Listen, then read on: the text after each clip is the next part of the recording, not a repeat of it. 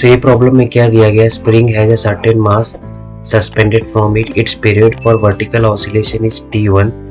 The spring is now cut into equal halves. The same mass is suspended from one of the halves. So आपका एक spring था जिसका length L था, इसको दो part में कट किया, L/2 and L/2.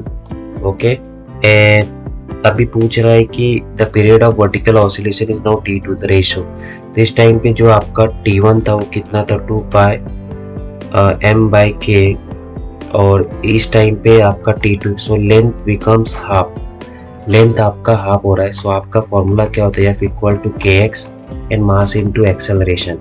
सो यहाँ पे क्या हो रहा है कि आपका जो ये जो फोर्स है, क्योंकि सेम मास सस्पेंड करे तो फोर्स सेम है, तो फोर्स इज अ कांस्टेंट, तो kx इक्वल टू कांस्टेंट, और x क्या है यहाँ पे, लेंथ. ओके, सो आपका स्प्रिंग कांस्टेंट एंड लेंथ क्या है, इनवर्सली प्रोपोर्शनल.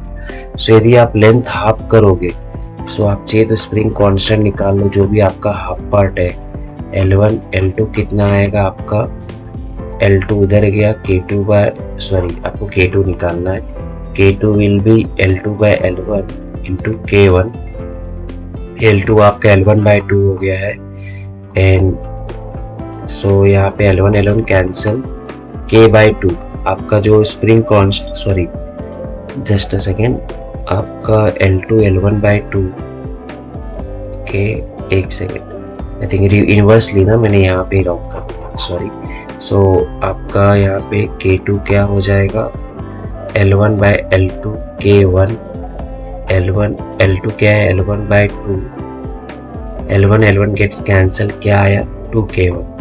सो K2 becomes 2 times, और आप सबको दिख रहा है कि T is inversely proportional to K. सो आपका T2/T1 क्या आ जाएगा, यहाँ पे T2 का कितना वैल्यू है, K2, तो 2K1 में डायरेक्टली लिख रहा हूँ, और T1 का क्या है, K1 कैंसिल. सो T2 क्या हो गया, T1 इधर गया, T1/√2. सो करेक्ट आंसर यहाँ पे क्या है, ओके, आपको क्या निकालना है,